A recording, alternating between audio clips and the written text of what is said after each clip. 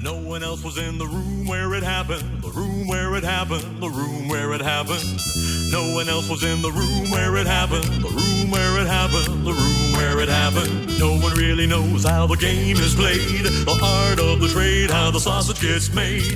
We just assume that it happens, but no one else is in. Hello and welcome back to the In My Defense podcast, folks. Thank you for being here. My name is Christian, your host, and for this episode, we are going into part 2 of my Hamilton breakdown with Sade Olasimbo, one of my very good friends, and you can be here to watch us or listen to us break down Hamilton with a passion, track by track.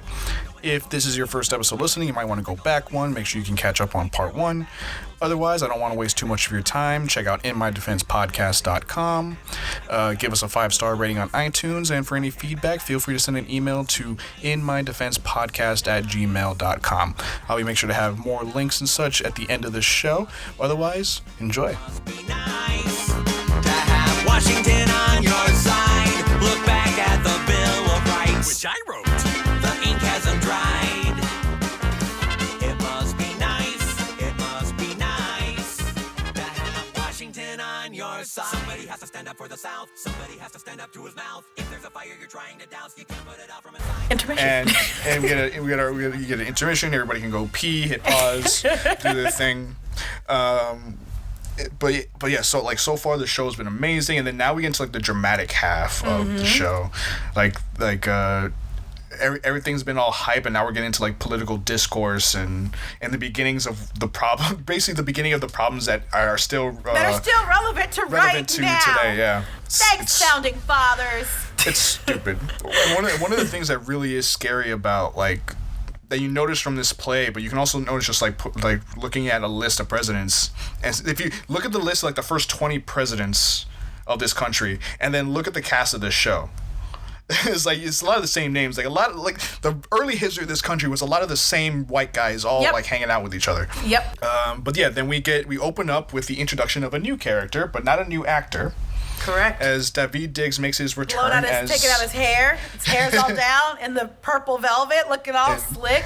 As one Thomas Jefferson enters the scene, and then we have Burr introducing him, because Burr is a fanboy of Thomas Jefferson, and then he's talking about our narrator too. So in his defense, he's kind of leading us through the show. But he's not an unbiased narrator. Correct. Burr is not unbiased in this situation. Whenever he talks about Hamilton, it's always in the negative, and when he's talking about anybody else, it's always look how cool this person is. Yep. I love that there's a nod to him being Lafayette. I had Lafayette draft a declaration, then I said I had to go. So I just love that it's this you're referencing your other self. That's kind of funny. You literally swap places. The guy that was in France is now in America, and you're back in America, and he went to France. Yeah. And of course, because he's been in France this whole time, and he's been missing out on the revolution that is America, he's not rapping yet. He's still playing jazz back in France. And I think the cool thing about this too is apparently Jefferson was a little bit more eccentric as a person, and so it's just playing to that and 100 as a character. Well, the funny thing is about Thomas Jefferson's personality, and this is another history buff fact I'm going to throw in, and it becomes even more hilarious with a later line that Jefferson has against Hamilton in the second cabinet battle, where he's smells like new money, dresses like fake royalty.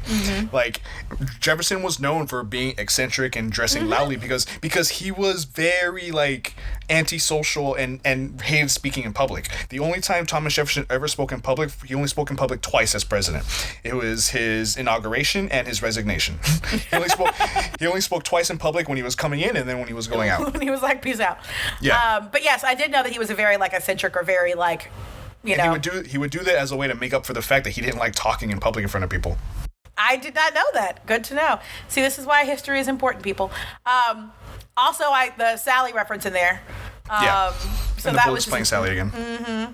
So, and this is the one song that's different from everything else in this entire show.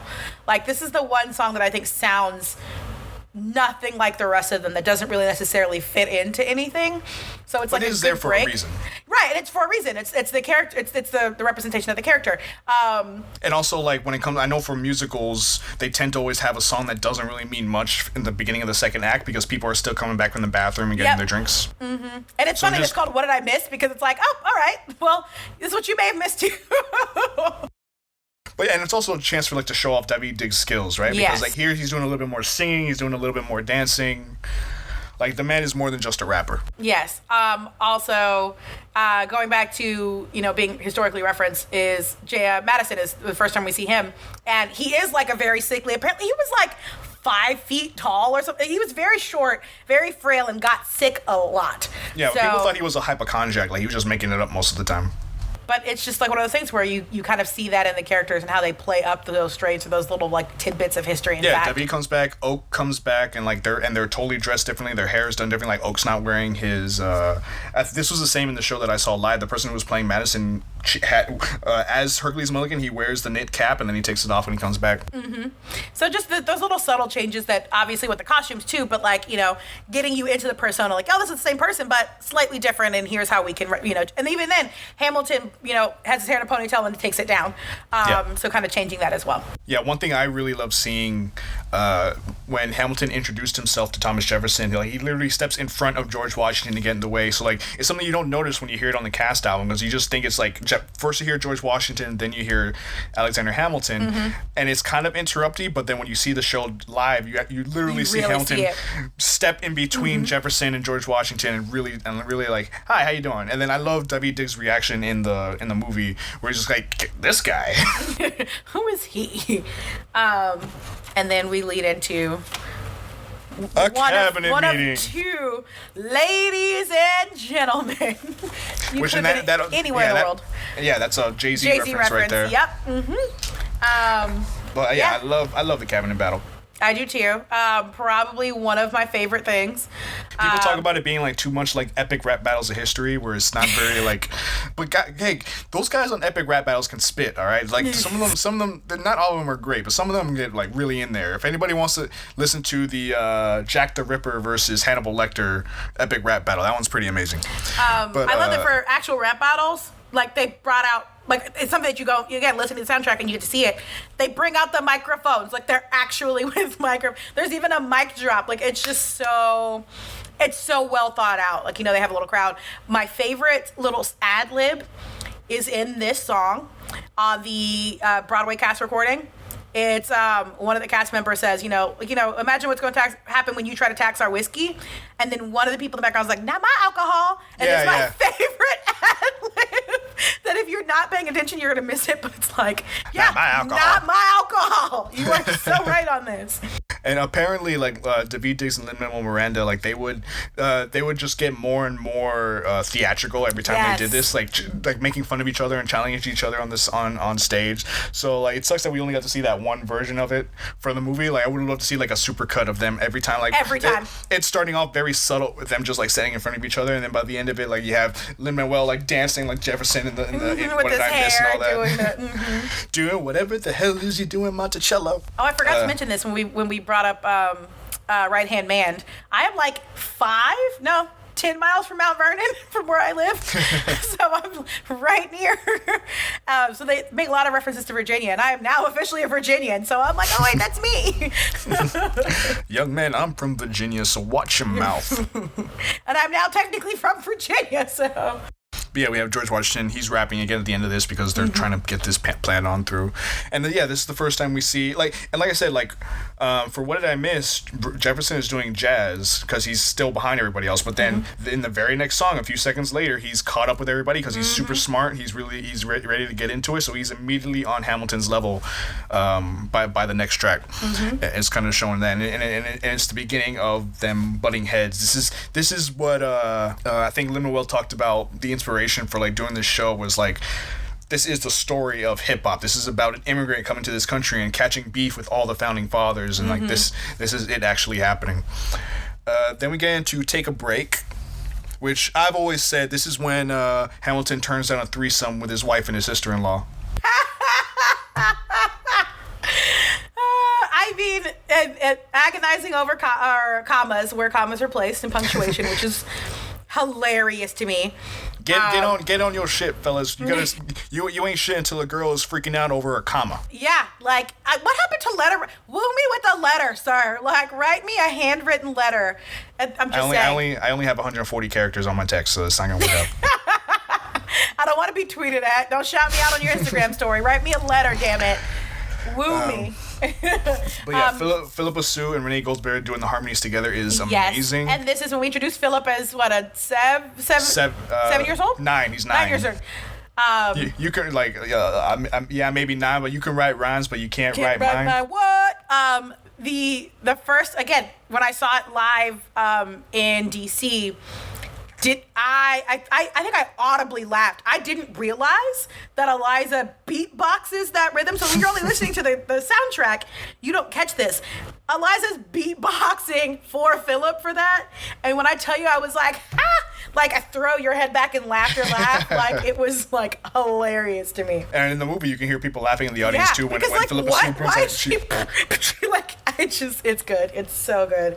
But it's just really fun to see Anthony Ramos playing the little kid and seeing, like, Hamilton's excitement that his little boy has the same, like, talent for words as he does. The cast that I saw, too, actually, the person that was playing the Philip Lawrence duo was like super tall, so like as he dies he doesn't fit on the table as he's like standing around, so it's just really hilarious that like he's hugging the Hamilton in the show was like average height, but this guy was really tall, so it's just like, this is your son who's supposed to be young but he's taller than you. It's a fun little thing. But yeah, harmonies in this, and then refusing to go away and take a break when you needed to take a break. Yeah, like this is where things take a turn, right? This is where, like, if Hamilton had left to had left for the summer and just taken a break for a little while, like, he might have been president one day. Mm-hmm. I do love this is also where we hear about him bumping heads with John Adams. Yes, John Adams doesn't have a real job anyway. Yeah, it's excellent. Because it's still true for today. Technically, the vice president isn't meant to do shit. Yeah, they're supposed to, but I don't think they really have much to do. They break a tie. They break a tie in Congress. That's what they're meant for. Or if the president dies, they get to be president. So yeah, but otherwise they're just there as a backup. We didn't the vice president being a thing wasn't really happening until like Dick Cheney became vice president, and he decided to like pull some strings from behind the scenes. Then after that we have the sexiest song. Yeah, of the Jesse show. Fitzjones. I mean, what does this to say about this one? This one is just like this is just everybody at the audience going, "No, Hamilton, don't do it, man, don't do it." No, he said yes. He did not say no to this. He said yes to this. Yeah. I love the track on the mixtape. Oh, I love the ensemble. The ensemble cat, or the guy who plays James Reynolds. And I'm like, yo, he just has this very big like bravado persona. When you see him in the movie and it's like time to pay the price for the panty one buckle. And he's just like hopping on the stage in excitement. Yeah, that one's pretty amazing. Might get to cash in my check to this. Also, the first thing he says is, longing for Angelica, missing my wife. And I'm like, but your wife isn't Angelica. Hold up. Wait a minute. Like, that's one of those things, if you don't catch it, you miss it. And I'm like, oh, they really did have this, like, unspoken, not okay thing going on between them. Like, yeah, I mean, I don't think history has shown that anything actually happened between them, but, like, the feelings were all there. Like, they still loved each other, and Eliza was probably super aware of it.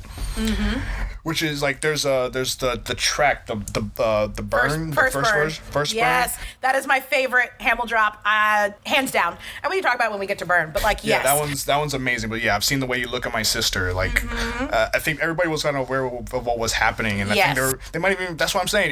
They were offering a threesome in the last song. And the crazy thing is when Eliza walks into the room and he's writing a letter to Angelica, he immediately, like, if you're looking at the instrument or the way that he's casted, he kind of like folds it away, like, oh crap, this is what did I just do? You know what I mean? Like, you're kind of hiding it or trying not to, but it was very interesting. Like, oh, you're writing letters to each other. I know you're writing letters, but why are you hiding your response? Like, that was interesting. And then, we meet Mariah Reynolds, and it becomes super clear that Jasmine Cephas-Jones is not playing Peggy.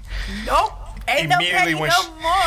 That bright red dress singing. And that lipstick and that voice. And it's like, I know you are a man of honor. Mm-hmm. But are you a man of honor? There was another podcast that was totally focused on Hamilton that I listened to a few years ago, where they would actually have the cast on and talk about specific tracks. And I think they they didn't have Anthony Ramos on to talk about Say No to This, but they had to bring up the fact that, like, because at this time, they might still be, but Anthony Ramos and Jasmine Cephas-Jones are dating.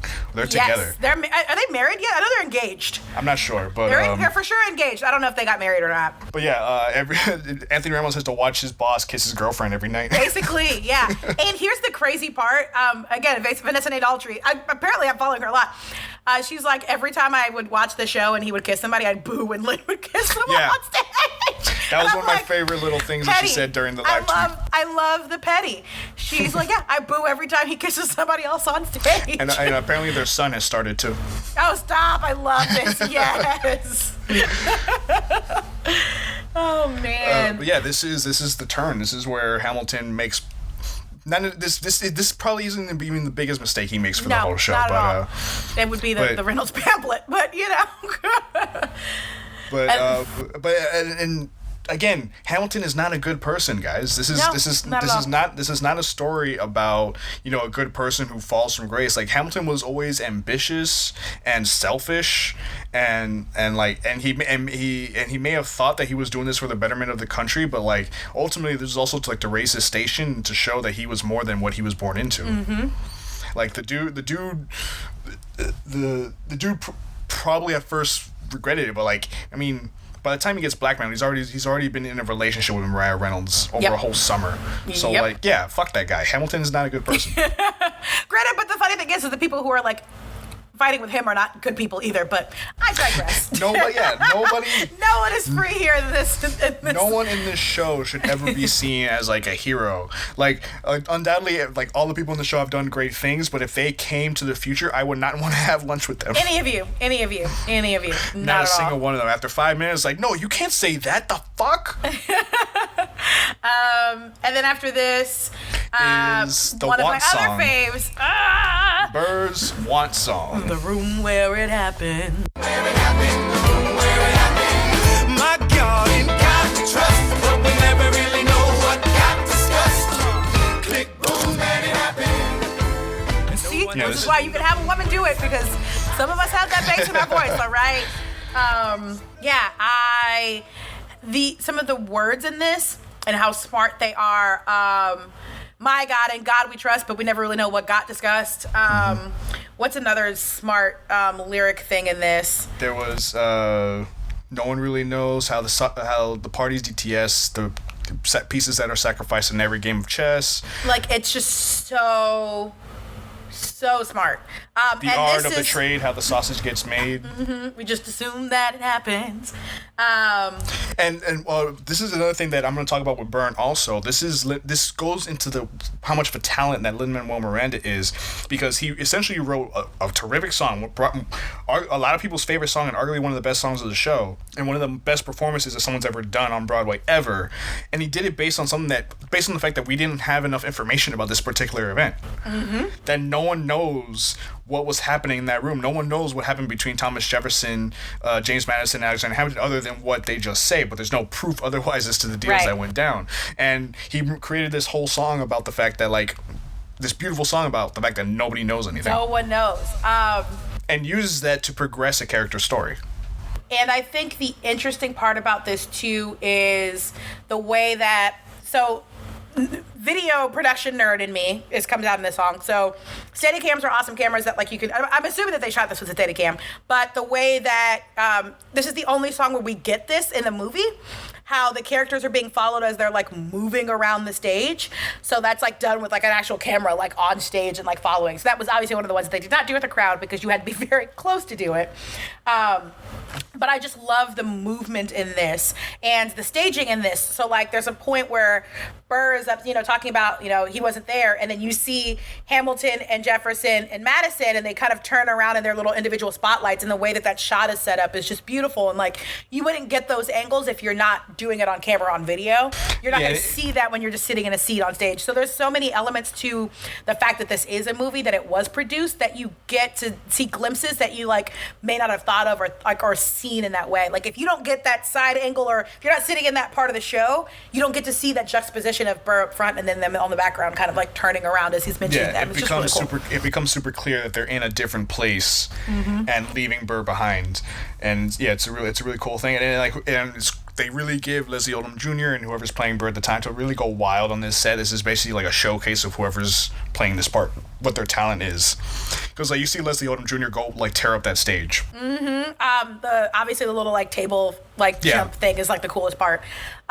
Also the mocking of Burr in this by Hamilton. You got nothing if you wait for it, wait for it, wait. Yeah, and then like Lin-Manuel's face in the movie. He does it. He does he's mocking.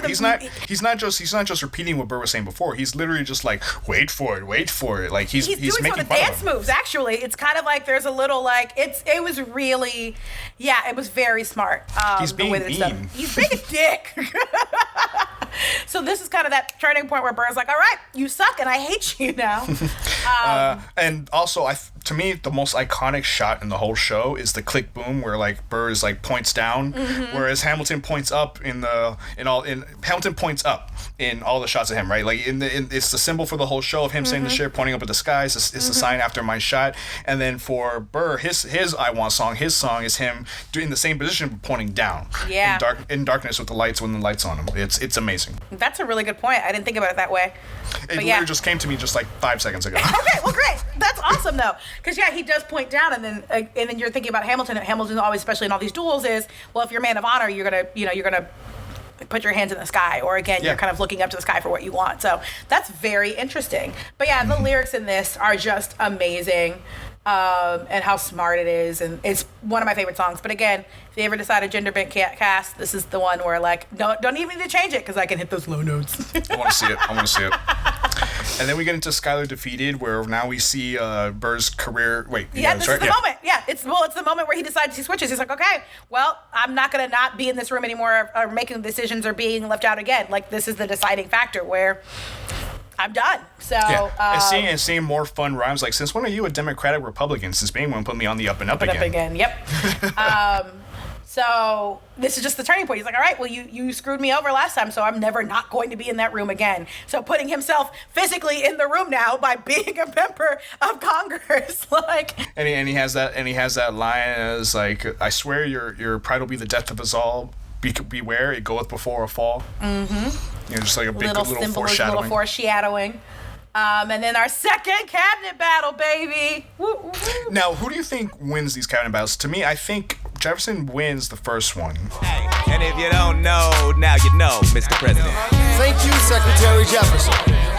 Secretary Hamilton, your response. Come on, let's see it. I would love to hear it. You must be out of your goddamn mind if you think the president is gonna bring the nation to the brink of meddling in the middle of a military mess, a game of chess. Yes, Jefferson wins the first one. Hamilton wins the second. Yeah, Hamilton was the second one, because I mean the decision went his way. At least that George Washington made his decision based on what Hamilton was saying. I like Hamilton's rap better in Cabinet Battle 2 than in 1, though, too, as well. Yeah. We forgot to mention in Cabinet Battle 1 also is the slavery line, which I absolutely love, that I'm like, it's the only time it's referenced, but it's like done, and it's done well.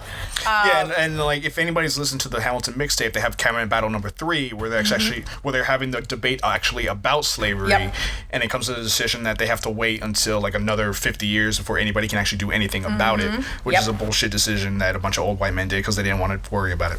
Yep. And that's just the easy way to do it, is just let go of your problems, right? Let somebody else solve them. Wrong, people. It's wrong. Yeah, in that cutout track, like Hamilton even calls out George Washington for owning slaves, and it's like this, like he's trying to tell them, like if people watch the show and they're worried about like the lack of slavery talk, it's like it was all there in thought. It just had to be cut out. Yep. But like I think Hamilton is criticizing George Washington and like letting him know, like, this will be your legacy. It doesn't matter how much good you do. People will always remember the fact that you own people and killed people. But yeah, Cabinet Battle number 2. This is about going to war. To help out France. We signed a treaty with the kings whose head is now in a basket. Would you like to take it out in a basket? I love that line. And then like, do whatever you want. I'm super dead. Super dead. Enough. Yeah, I just think it's very well written and smart. And there are a couple. Most of the rap references, though, or historic rap references, are in the first Cabinet Battle. Yeah. There's such a blunder sometimes. It makes me wonder how I even bring the thunder. Why he even brings the thunder.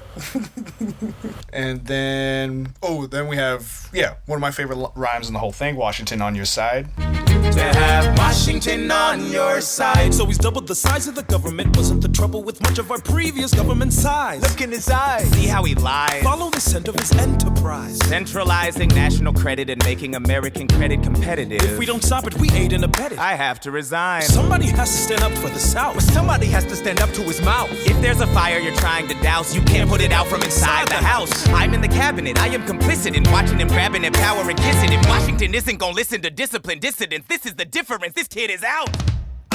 It's a lot. All I can do is every action has its equal opposite reaction, and then it goes into a lot of. This song. Just hard. This song is Shakespearean. I love it. It is so beautiful. I get no satisfaction witnessing his fits of passion. Is another one. Like, it's just the way he primps and preens and dresses like the pits of fashion. Yeah, like you're one to talk, Jefferson, but yeah, whatever. And then. And it's like, I have to resign. Somebody has to stand up for the South, where someone has to stand up to his mouth. If there's a fire you're trying to douse, you can't put it out from inside the house. I'm in the cabinet. I am complicit in watching him grabbing at power and kissing. If Washington isn't going to listen to disciplined dissidents, this is the difference. This kid is out. Oh, look at you. Yeah, no, it's a lot. And apparently, you said David thought that this was actually harder, and I'm sure it wasn't. But it's also, I think he said it's also his favorite line, just because of how difficult it was.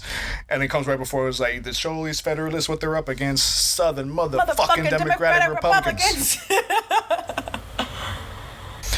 This one was just a lot of fun. This is like Burr teaming up with Madison and Jefferson. Another thing to point out is just like how racist Burr is. He always has to bring up immigrant. He always has to bring up immigrant. Like for the room where it happens, like 2 Virginians and an immigrant walk into a room. Diametrically opposed folks. So Washington on your side is a lot of fun, and this is Jefferson coming to the decision that he's going to resign and run for president, which leads into One Last Time, which is our last Chris Jackson song. Of course, he has an amazing voice. Of course, he's an amazing person. But when I tell you, I was floored. The version on Disney Plus is so much better than the original cast recording. Like, much more emotional. 50 million times better. Like, I love his voice. I love what he brings into it. Being able to see him, like, this just very stature, character, but like exposing himself and being honest, and just his the notes and the way that he's butter. His voice is like butter. Like, that was, I think I tweeted. I was like, Chris is singing Chris, you are amazing, sir. Please keep being you. Like, he ain't singing. He's singing. He's singing. He's singing. Teach him how to say goodbye. George Washington's going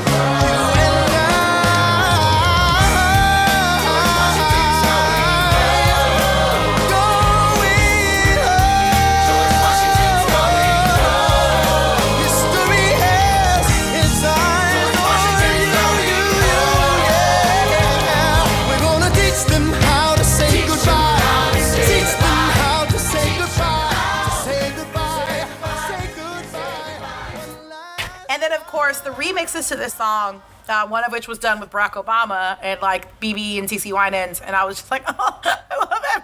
And the speech at the end is literally George Washington's resignation speech. Is literally the letter that he wrote, word for word. It is one of the best speeches that anyone's ever written in the history of anything. It's just a really great moment. I love Hamilton thinking he's in trouble at the beginning. It's like whatever it is, Jefferson started it. Which is a line that everyone chuckles at too, because it is a good line. Yeah, and he's so excited to like tear Jefferson apart, and then he finds out. Oh, another thing when it talks about the importance and history of the decision that George Washington did here. So, not a lot of people know this because for the last 50 years, it's been a law where presidents only have 2 terms. But that was not a law up until like World War II. Yep. Like, the decision that the president only let go for 2 terms was only out of respect for George Washington. Really? Okay. Yeah, because no president was going to be like, oh, like, are you going to go for a 3rd term? No, I'm not better than Washington. Are you kidding me? I'm not going to go. George Washington didn't go for a 3rd term. You think I will? I'm not as good as Washington was. No. And it didn't become a law until World War II when we had FDR, who served into his 4th term before he died, and that was only because they were in the middle of a war, and nobody wanted to switch presidents in the middle of something as important something as big as that. Yeah, that makes sense. So it wasn't until then that presidents could only serve the 2 terms at most. Interesting. So yeah, Little so this is a big moment when it comes to like history, to geek because out about Hamilton and you learn about history. So this is like a big historical moment when it comes to like this everlasting thing that kind of like shaped the country for what it was, because we all know why he did it. Like we came from a monarchy, and so like he wanted to move as far away from that as possible, which is showing in like I Know Him. And I love that before they leave, like they're actually sending him off. Like everyone comes out and like kind of says a goodbye to him, and I appreciate that. But yeah, so then I Know Him, because then we end up with the with a different president that is not what we expected. I don't know how that even happened. Like everyone made all these John Adams jokes, and all of a sudden he ends up being president. Well, I mean, think about it. It probably made the most sense. Like the guy that was vice president probably gets to be president again. Yes. Probably gets to be president next or whatever. And it's funny. It's like that's that little guy who spoke to me. And I think that's a reference to, is it 1785? Or what's the name of the musical? 1776. Yeah, I think that's what King George is referencing at this moment, where it's like, that's that little guy who spoke to me all those years ago. What was it? 85. But yeah, and one of the cool things about, like, he calls him a little guy. It is 1776. I had to look it up. Yeah, you're right. Yeah. I was like, yeah, I'm pretty sure it's 1776. Yeah, you're right. But yeah, like, John Adams was a short guy, and George Washington was a tall guy for the age. Like, I think George Washington definitely stood over 6 feet tall, which is very rare. Which was very rare back then. So literally, it was like massive. Yeah, I don't think it was an accident that C-Jack was chosen to be George Washington. And you have this statuesque figure playing him. And yeah, this song's just hilarious when the company member comes out to whisper in his ear who the next president is going to be, and it's like, what? John Adams. And then he wants to watch it all happen, so he literally just takes a seat on Literally stage. takes a seat. That's the best part. Is like, you know, he only comes out for his songs until this point, and you're like, oh, I'm just gonna watch this. All right. Yeah, I want to see what happens. And then you get to the Adams administration. Yeah, the Adams administration is great. Just this quick little thing like, sit down, John, you fat motherfucker. And another thing why people should go to the mixtape and hear like the full verse that got cut out for this. Do you not know this one? It's done by, what's his name? UTK? Yes. I've heard it, but it's one of the ones that I don't listen to a ton. I mean, it's great. Like, there's a video online of Lin-Manuel Miranda doing it on stage, like in like a Q&A or something at the Richard Rogers Theater. But it's a great line that pretty much tears up John Adams to bits. If it's any representation of the letters that Alexander Hamilton wrote in real life, like. Oh wow, yeah, because he definitely apparently wrote a lot. And UTK he's the, do you know who he is? He's the guy that. If you watch, you know Pitch Perfect? Yes. Remember on the boy a cappella team, the Indian guy? Yes. That's UTK. He's a friend of Lin-Manuel Miranda. Oh, wow. Okay, cool. And he was on Freestyle Love Supreme, and he was almost up for playing Aaron Burr. What would it have been like to not have Leslie Odom Jr. though? I don't know. I mean, UTK is great. He was having some problems. They talk about this in the documentary, but like he was having some problems at the time when it comes to like alcoholism and stuff like that. And he wasn't in a good place in his life to like really go into the show. But like, yeah, it was a world that wasn't too far gone where we could have had Utkarsh as Aaron Burr and not Leslie Odom Jr. Wow, what a world that would have been. And so then we go into We Know, because this is after Hamilton destroys the John Adams. only other prominent member of his party. So yeah. But Hamilton is a threat unto himself. Even if he can hold a pen, he's a threat. He is. He is a threat. So I think it's just interesting. And again, you see some of the like in the movie version, you get to see the like expressiveness of some of the characters, of how like when they're reading through the letter and he's like, oh my God, like yeah. And the way that's done. That's one of my favorite things. Like the reading that he had on that W. Diggs had on that when Burr is reading the letter, and it sounds different in the cast recording. It's just kind of like what, but then when you see W. Diggs' expression, it was like what? It's like he's like running away to grab the letter and read it himself. Yeah, he's like it's like scandalous. I want in on this. Read this. Yep. And then just the rhyming is really impressive too. It's like she escorted me to bed, and when she had me in a corner, that's when Reynolds extorted me. Yep. I paid him quarterly. Like, oh my God. It's just so smart and so well thought out. And I think the benefit of doing it in this way and having it like kind of revealed this way is that moment where, again, so we talk about the room where it happens, right? So him partnering with Madison and Jefferson, this is Burr, and then being in the room again, confronting him and figuring out how is this going to end up working to my favor. And then he's the only person that says, okay, we won't say anything, we won't. But then, and he's the last one to walk out and he's the last one to hesitate. And that's why Hamilton says, well, Burr, how do I know, you won't use this against me when we go toe to toe? Well, we both know rumors only grow, Yeah. So I think that's interesting that that's the person that calls him out on it. And I think that was what puts, at least for in musical wise for the story of the musical, I think that's what puts the tick in Hamilton's head that if these guys have it on him, then it's no longer under his control, and what really inspires him to do what he does next. Which is Hurricane's next song. Yeah. But that's the writing of the Reynolds pamphlet. Hurricane is not one of my favorites. I like it, but it's on the lower list of totem poles of songs. It's a slower one, but it's still a cool song. I do want to one of the really cool things I wanted to point out that blew my mind when someone first pointed out. I think it was I actually heard Adam Savage on a podcast point this out. It's when he goes into the second verse and it's the second time he says I couldn't seem to die.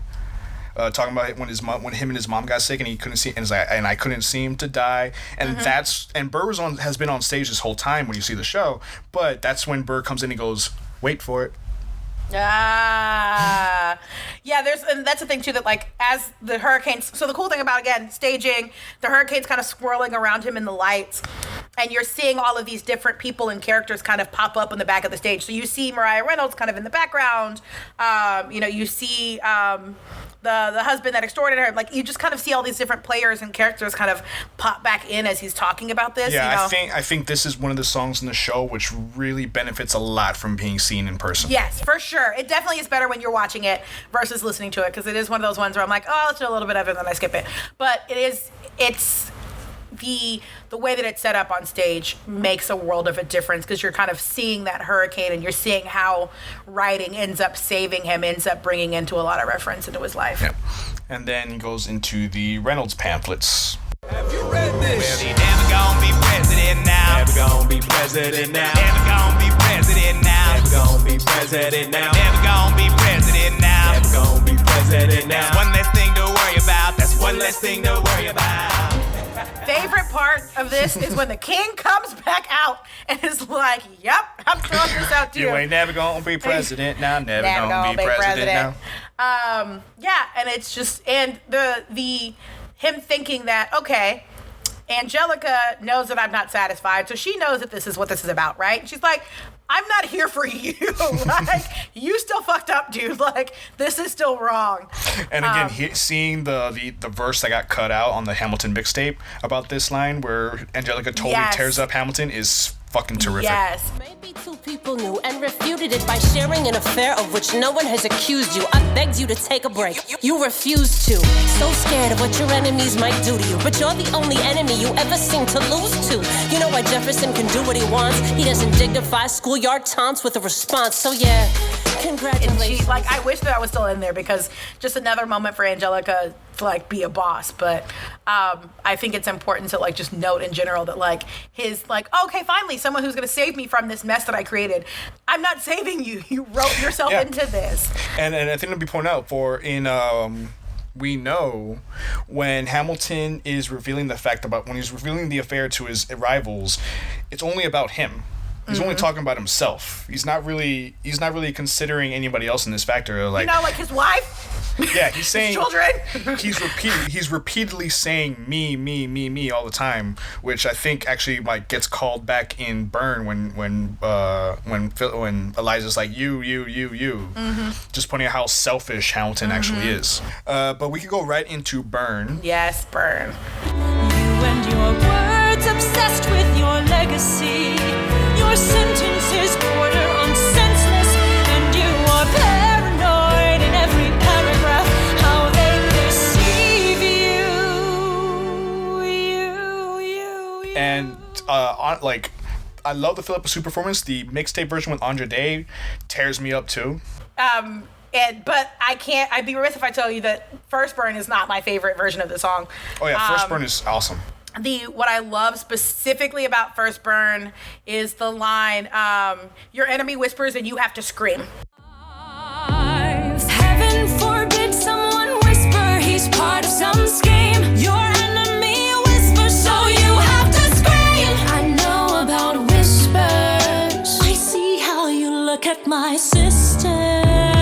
Don't. So the fact that, like, you know, not everyone knew what was going on. A couple people knew what happened, but you were the one who said, okay, I'll just go ahead and literally, you know, write a whole freaking letter on this instead and, like, come out with it. So that's just kind of one of those lines that, like, I wish kind of still made it in, but... Well, what I love about First Burn is that when it was written, it was obviously written with the idea that Hamilton was in the room with Eliza when she was singing it, because like I think there's a part of it where like he approaches her in the lyrics and she tells don't, because I don't know what I'll do if you get too close to me. But in the show version of Burn, it's really great because it's another example of Lin-Manuel writing a really beautiful song about something that we don't have a lot of information about. Literally. Because she talks about the fact that letting historians wonder how Eliza reacted when you broke her heart. Like, yep. And like it's probably partly for the fact that, you know, Eliza being a woman, history probably didn't do a lot to document her history at all. So like there's probably a lot of missing stuff there. But the idea of giving the power back to Eliza and letting her be the one who took herself out of the narrative is actually like a really beautiful thought. And Philippa Sue kills it. Of course. Of course. The actress I saw when I saw it live actually really killed it too. She had much more of a higher voice than Philippa Sue did, but she was still able to put that heart and the emotion and all that stuff. I love it when in Sand, you can hear this on the Andra Day version. Whenever like I love voice cracks during emotional song. Whenever like the song is not perfect. Because you know they can cut that out and edit it and fix it, but like, I love it when they leave it in. Yeah. Because it's an emotion that's involved to it. Like this is the woman who's pouring out her heart because the person that she fell in love with decided to cheat, and then not only do it, but like in your own bed. Like like that's messed up. You have feelings. You have. And this one also has one of the best lines of the show. It's like, "You've married an Icarus. He has flown too close to the sun." Who thinks of using Icarus in a song like Lynn does? That's Lynn. That is just so crazy to me. Oh my goodness. But yeah, we pick up a little bit, goes back into like high tempo stuff with Blow us all away. Ladies, I'm looking for Mr. George Eaker. Made a speech last week, our 4th of July speaker. He disparaged my father's legacy in front of a crowd. I can't have that. I'm making my father proud. I saw him dressed up Broadway a couple of blocks. He was going to see a play. Well, I go visit his box. God, you're a fox. Hey, y'all look pretty good in your frocks. How about when I get back, we all strip down to our socks? Yes. And we got Sexy Philip. Going back to the Bullet, she's the person that last interacts with Philip before he dies and too. in fact tells him where the guy that's going to kill him is. Yep. So I do love that interaction there, like the flirting that was going back and forth, and the company members that were playing the parts of the two women were like really great with their. It was like the lines like, "How about when I get back, we all strip down to our socks," and like their reaction was just really great, just really funny. But I love the wordplay in this song, the back and forth between the characters, and I was like, George, I'm trying to watch the show. I should have watched him out before you talked about my father though. Like, it's great. I feel like this is like the most hood. The thing where it gets the most hood. Almost the lyrics is like this is like I feel like this is people that I would know back when I was younger would talk when we were out in the streets and about to start a fight with somebody. And you just kind of like are just running your mouth behind each other's back, like, well, your mama did this. Well, this time it's your daddy decided to sleep around and then write it. Like, no one would know if you didn't write about it. I'm still kind of mad. Like, why did you have to to just go out there and tell everybody your business. No, yeah, be mad at that's one of the most heartbreaking parts about the Reynolds pamphlets is seeing, like, so when you see it live and you see it on the show, it's seeing Philip read the letters. Yes, and he walks in and you're just kind of like, wow, that's my dad. Like, I think of you differently now. So. And then like Jefferson and Burr like lording it over him along with the king. Mm-hmm. Really, it's really sad. But then we get to the duel. We get to Philip running to Hamilton. His dad saying, teaching him how to be a man of honor. If you are truly a man of honor, you don't shoot somebody. Hamilton. You don't want that young man's blood on your conscience. I do love it. It's like, where is this happening? Across the river in Jersey. Everything is legal in New Jersey. Oh man, that was great. And then we get to the actual duel, and again, they already had 10 duel commandments, so we already know how duels work. Mm-hmm. Just a few reminders. Everybody takes their places, and then fire shot. They don't make it to 7. Didn't even make it. Dude shot him at 7. Didn't even get a chance to put his pistol in the air. And then all of a sudden, we're back to stay alive. Mm-hmm. I know, save your strength and stay alive. Is he breathing? Is he going to survive this? Who did this, Alexander? Did you This is probably one of the hardest. Like, I definitely get emotional watching this. Like, when it comes up on the cast album and I'm listening to it, I'm like, all right, do I hear a bullet? Do I hear a bullet? Do I hear a bullet? Okay, that was a bullet. Fine, this is not the reprise. I'm like thankful that it doesn't get to the reprise part because it's like, oh my god, I don't want to be sad right now. Yeah, it's really sad. Like, they lose their own, like, well, not only their firstborn, to a duel, which people, okay, just pointing this out for a hot second, that like there were a lot of things that could kill you back in those times. Like, you can get things infected, you could get dysentery, and like all these, there weren't really cures to a lot of stuff. Also, it was just hard enough to live, and like wars, but like this was an intentional, you just got mad and angry and you decided, like, it just doesn't make any sense to me. Like, well, could have lived. It probably not even an accident that Lin-Manuel wrote all that in, because like, other than George Washington, who we've already established is probably protected by God, everyone in the show dies of gun violence. Everyone who dies from a gun. Yeah, no, you think about it, yep. Mm-hmm. So it's probably no accident, and it calls back to the time where we have, when Anthony Ramos sings, "Me, I died for him." He's Lawrence who died in the war, and then Philip who died for his father, just to protect his name.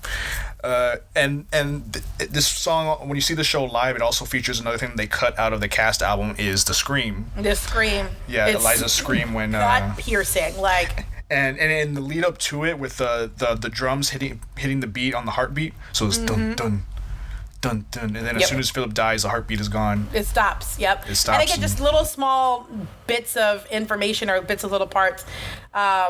But yeah, it's just one of those things where it's like you're really sad about the fact that, he really did lose someone. Like, and he says this to him in Blow Us All Away, like, Philip, your mom can't take another heartbreak. And then you were the one who told him to go to. Oh, man. But yeah, and then it goes into It's Quiet Uptown, which I really like. I actually really like the Kelly Clarkson version on the mixtape as well. And then when you hear Kelly Clarkson talk about, I think she talked about her being pregnant when she recorded this. Mm-hmm. So like you could feel that emotion into it when she's talking about being a parent and losing a child. Yeah. One really cool thing about this is that Angelica comes back and she's the one narrating the situation because it's not a Burr thing. It's a strictly a family affair. This is the one of the few times that you don't see like Burr kind of carrying the story around. And even then, it has to be someone who's kind of like on the outside of things, because both Eliza and Hamilton are going through too much to actually sing about this. That outsider perspective of you can't. It's literally too much emotion that you can't go through with it. And then again, the lighting, the way that everything changes. She's in that the black and the like Philippa Sue's like her tears when she comes out, and I'm like, I'm sorry, can I give you a hug? Like, no, yeah, this one's sad, and like you almost don't want her to forgive Hamilton. For what he's done so far, because like literally everything he's done up until this point after establishing the nation has had a negative impact on their lives. Yes, and I think this is the first time where he realizes, okay, this is gonna be enough. Like if you just forgive me, if you take me back, if you let me just stand here right now, like, so playing back that would be enough again from the first time when she's like, you should stay, you should try to be with your family. Remember that shit I was telling you like years ago? Like, do that now. Like, so him being like, okay, I listen to you now, I understand. Yeah. Even though he still does stupid shit, but he does get his forgiveness, and he does take a step back. He does, yes, and they stay quiet uptown for a little while. And then you go into. Can we get back to politics, please? Yo, every action has its equal opposite reaction. John Adams shat the bed. I love the guy, but he's in traction. Poor Alexander Hamilton. Yes, and it's funny because like you realize there was a long break between seeing some of the other characters, so it's like, can we get politics? He goes, please. Yeah, James Madison is still crying. But yeah, this is great, and it calls back to Washington on your side. Like every action has its equal opposite reaction. Yep. John Adams doesn't stand a chance in winning the battle. Burr is campaigning to be president. Mm-hmm. And then the change in Burr. Like, you see him, like, well, again, you hear it, you can't really hear it in his voice, but when you see the musical, his, like, the step in his stride, like, I'm going to put on this smile, I'm going to hand you these posters, everything is great. And he's still talking less and smiling more. He's being very careful not to make any, like, really important decisions. And that's the important thing that Hamilton brings out again. He tells people, like, no, he's never stood for anything. Yeah, he may have been, I'm actively campaigning, sure, but he's not standing for anything to make sure that he can stay on, keep to as many people as possible. And I do love the line. It's like, I'm openly campaigning, sure. It's like, honestly, it's kind of draining. And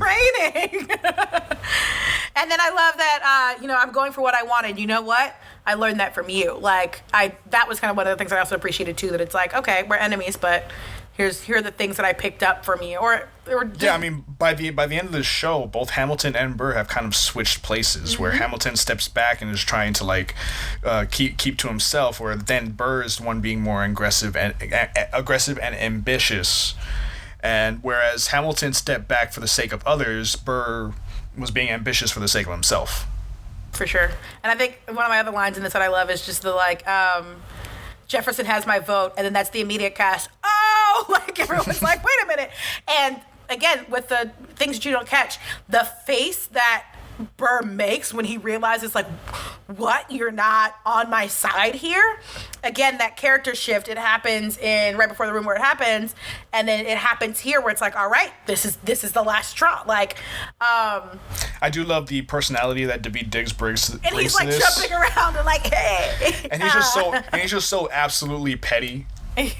As I look forward to our partnership as your vice president. Yeah, right. You know what? We could change that because I'm the president. Yeah, and he's even meaner in the movie, like in the show, because like in the cast album, he's kind of bragging a little bit. It's like, because I'm the president. In the movie, he's looking Burr directly in the eye, and he's going, because I'm the president. Because I'm the one who won, jackass. And then the next song is one of my favorites. It's one of my favorites too. Yeah. I really love this, and I really love the anger that Burr brings to it, and it's my favorite example of what I think evil hip-hop sounds like when the beat drops. I wanna be in the room where it happens, the room where it happens, the room where it happens. You've kept me from the room where it happens for the last time.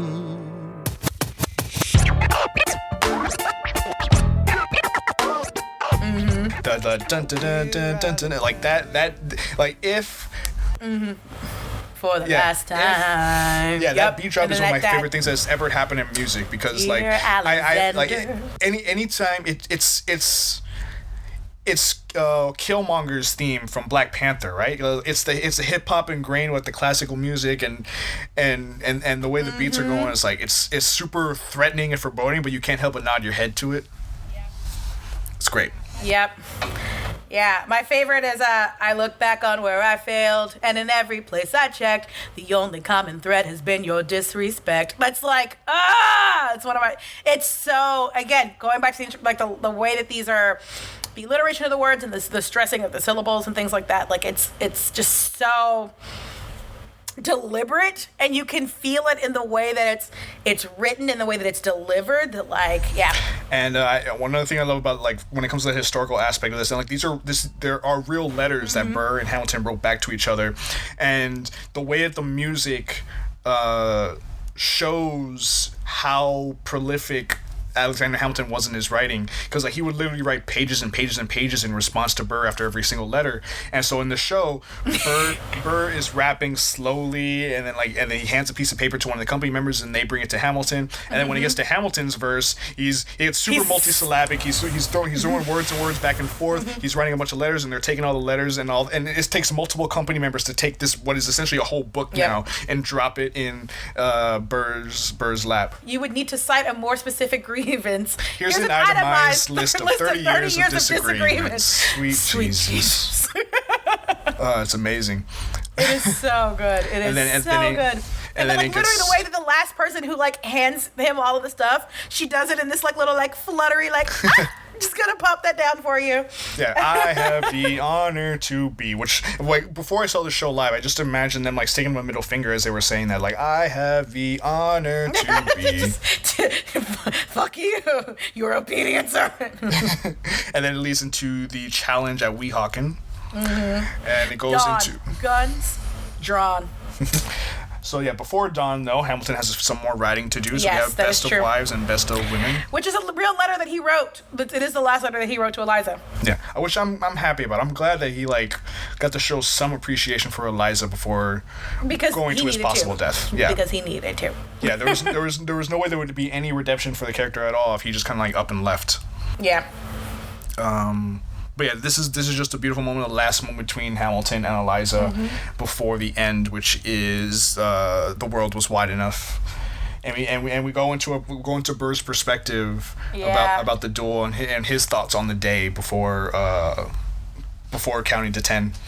It's and again, going back to it plays back through the 10 dual commandments, but also kind of interjecting their own history into why they've gotten to this point with that stuff. They bring in the doctor, they say the doctor line, but it's also I won't teach you this in your classes, but look it up, Hamilton was wearing his glasses, that stuff that I didn't know, but the fact that it was near where his son died, him walking around surveying the terrain, that type of stuff. The talks from other soldiers describing their battle styles and how Burr's not a very good shot, but Hamilton was actually a really good marksman during the war.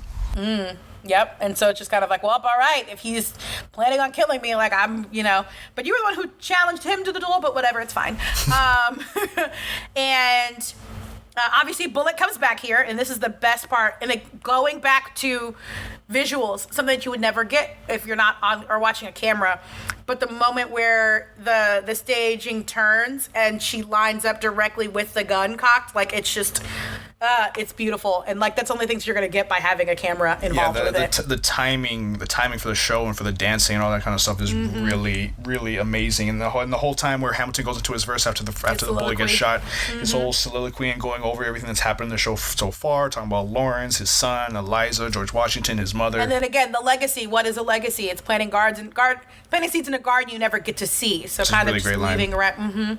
And then Eliza being the one that. So I think Eliza's the one who stops the bullet. Yeah. When he calls out Eliza, that's when she comes out on stage and goes in between him and the bullet, and it's held off. It's held off for that brief second. Yep. And it's take your time. I love take your time. And I'm like.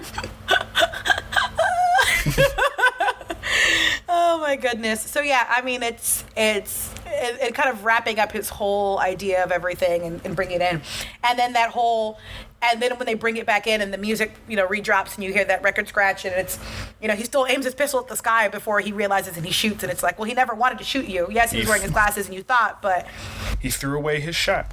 Yep. And then I hear wailing in the streets, people were really upset by it, and somebody tells me you better hide.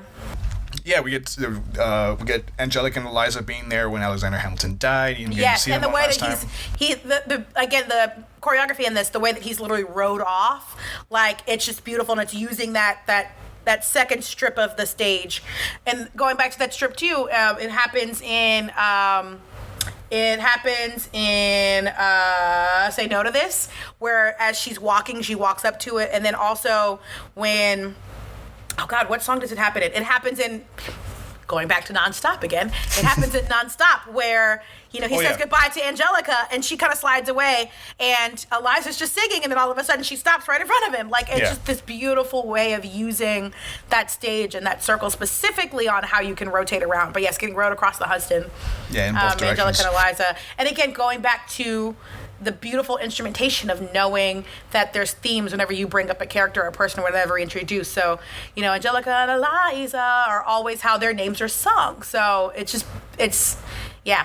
very smart. And the end of the song makes Burr seem sympathetic. Yeah. Right? Because Burr calls himself the villain in this song, but guys, Hamilton is the villain of this story. Well, he was the villain in the history because he killed him and he didn't need to kill. Like, it's not like he died. You know what I mean? Like, he shot. Yeah. He did shoot him. It was, in a duel, which is a fair way to shoot somebody. It's not murder, And if you look up the history of Aaron Burr, he is definitely much a villain in history. Where like after this moment, he runs off to the west and he starts to start his own country and like overthrow America and stuff. Like he goes pretty much insane. Burr was not a good person either. This show does make the character seem much more sympathetic, but ultimately. Hamilton, I think, is the villain of this story. Yeah. When it comes down to it, because nothing would have happened. All the bad stuff would have been avoided if not for Hamilton's decisions. No, for sure. It's a very complicated story that people have to think about. But yeah, after that, then we have the final song of the whole show. I love this song. The return of Christopher Jackson. Yes. As our new narrator, because Burr is out. You could have done so much more if you only had time. And when my time is up, have I done enough? Will they tell your story? Oh, can I show you what I'm proudest of? He does this thing, and he mentioned this, I think, I don't know where I heard this, but you get to see it in the Disney Plus version of this when Angelica mentions, I raise funds in D.C. for the Washington Monument. She tells my story, and then I speak out against slavery, and he kind of makes a face and he turns away. Like, he talks about this in an interview that he does. He's like, that's Washington's moment of shame. And going back to Cabinet Battle number 3, he was kind of called out for that. Like, he never did anything as president for that or to change that. So that's kind of his shame of his legacy. So when you're going back to legacies, what is it that you have for yourself or for what you leave behind? Yeah, for this song, we go into the legacy that Eliza got to build for Hamilton. Her starting an orphanage and orphanage. That's like when I'm like, cry, tears. Knowing that she married an orphan, not knowing that other kids don't have to go through that. So, fun story about this. Trinity Church, she's buried in Trinity Church near you. I was in New York City, not too far from the World Trade Center, and I was staying at a hotel. I was walking to the Green Train, I think it was like near Battery Park, and I'm walking by, and it was at night, so I didn't see it, and I'm like, oh, this is interesting. This is big, huge, like, statue thing and a gravesite. Okay, walk by. Next day, I'm walking back at night again, again. I'm like, oh, this is a really big grave. I wonder what this is. Next day, I'm actually walking by during the daytime, and from the back side, I see that it says Alexander Hamilton. I'm like, holy crap! I open up Google Maps, and it's Trinity Church. So I was like, I ended up actually going in and seeing his grave. Eliza's like smaller near him, and then like Angelica's a little further away. Hers is like a little star on the ground, which is very weird. They did her a little dirty. But Hamilton's is massive. You can see it from like the edge of the street. Like, it's a big, huge like memorial thing. And then Eliza's like basically like on top, like right in front of him. So I thought that was very cool. But I was like, wait a minute. I literally was just, walking by headphones. I think the first time I walked by, I'm pretty sure I was listening to Hamilton, not knowing that I was walking by Alexander Hamilton's gravesite. It led you to it. So. It led me to it. So yes, when the next day that I had a chance, I ended up going by and seeing it. So the song, they talk about time a lot in this song, and like Eliza Hamilton lived to be 97. Yeah, that's a long time to be alive. Like, yeah, she got given the time to do all the work that she did. Like, that's why, like, she is the Hamilton of this show. She is the one that got the most done and got to accomplish. She was able to traipse through all of Alexander Hamilton's writings and organize them in the way that people can actually use. And she's the one that spoke out against slavery and shamed George Washington and probably enacted, like... She's the one that ends up getting forgotten, probably the most forgotten character in all of history up until this musical came out. And then I love that at the end, the last person that speaks, the last person that gets to have a thing is Eliza, and I think, and different people interpret the gasp at the end in different ways. That you see live. You don't hear the gasp on the cast album. So yes, you have to watch it to see the gasp or to understand that's what that is. But basically, it's Hamilton coming back from the dead, or as the person guiding her through and saying, "Hey, look, this is everything that you've built or we've done," and then who lives, who dies, who tells your story, which is brought up by George Washington first. And which is also ironic that he's the one who brings it up, but he's also the person that then ends up narrating the final song. But you turn around and who tells your story, and it's the gasp, and she looks up, and I think to me, I interpret it as it's the breaking of the fourth wall. So she's looking up and she's seeing that the story is being told, that her legacy is left, his legacy is left, like we're still talking about Hamilton. That's my favorite interpretation too. I think that's literally, I like to interpret it as her literally seeing the audience there and seeing the story being told and her appreciating that. It could be her seeing, I don't think it's her, well, some people say it's her seeing heaven or her going up or whatever. But if it was her like seeing Hamilton up in heaven, like he's literally on stage with her at the time and they greet each other, so it's like that doesn't really happen either. But it could be her looking at all of history and seeing the impact that Hamilton has had in the last 200 years. But yeah, it's a really cool moment, and yeah, Philippa Sue in the movie really brings that emotion to it, and it's heartbreaking at the end. So like, if you're not, I'm in tears every time it gets to the credits.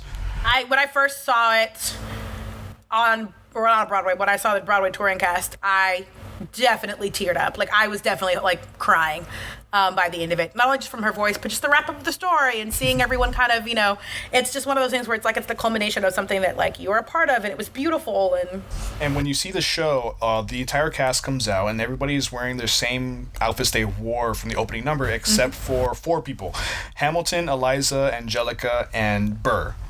Literally the people who lived, who died, who told the story. I didn't think about it that way, but yeah, you're right. Because even the king, like, it's funny. Someone was like, "Well, where's the king?" And I'm like, "He's in a plain white like petticoat." She's like, "Oh, I didn't realize that he changed." I was like, "Yep." Yeah, the only people who are still in their costumes are the one who lived, which was Burr, the one who died, which was Hamilton, and the one who told the story, which was Eliza and Angelica. But yeah.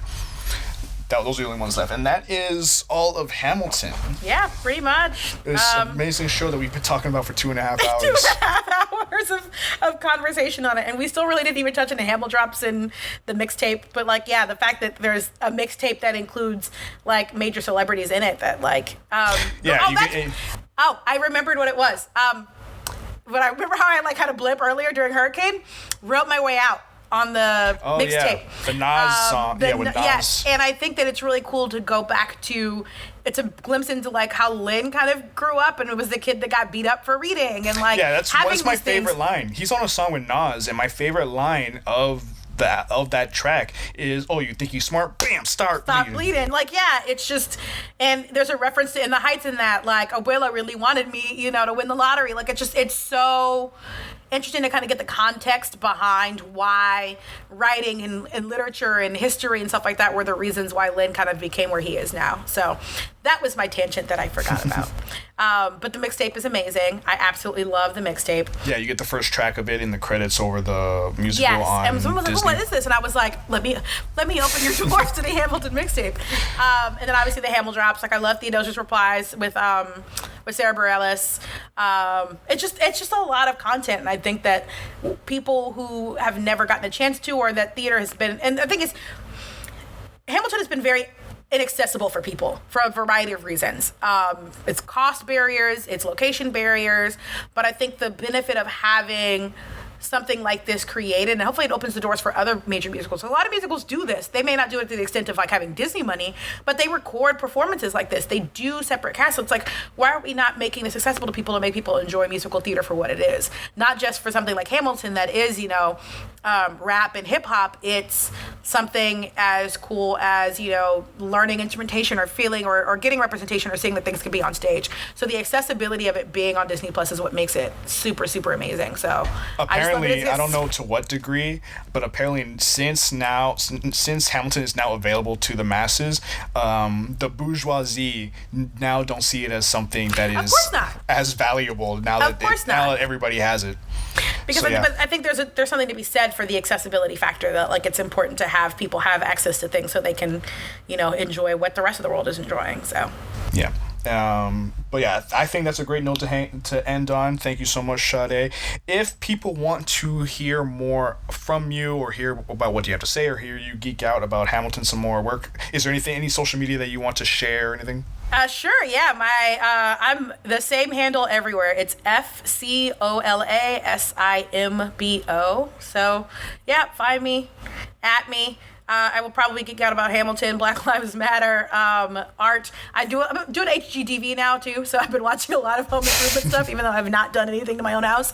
So yeah, that's where you'll find me: Instagram, Twitter, Facebook, all that fun stuff. All right, thank you for being here, Sade. Love you very much. Thank you everybody for listening, and we out. Let's go.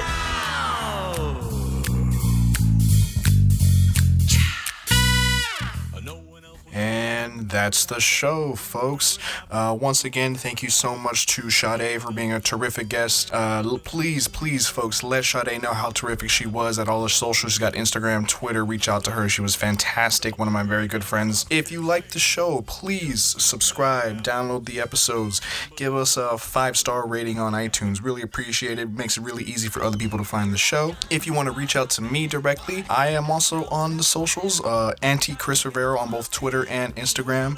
If you want to give direct feedback about the show, go to inmydefensepodcast@gmail.com. I might actually start reading those emails once we get enough of them sent in, so if you want to get read on the show, let me know. Remember, folks, this is a community-driven podcast. Like, eventually, I want to have random folks on this show. You, listening to this right now, might be a guest on my show. I'm working out some ways to get people on, maybe fill out a form on the website, inmydefensepodcast.com. Again, if anybody has any suggestions, feel free to reach out. Maybe you can be on a podcast. If you think that you got what it takes to just, put your voice out there, I'm here to facilitate that. Look at me. I am an incredibly awkward person. It took me 20 minutes to record this outro. If I can do it, and I'm a dumb, you can probably do it too. Alright? And on that note, folks, thank you so much for listening to the In My Defense podcast, and I will see you next week. Discipline, dissidence, this is the difference, this kid is out!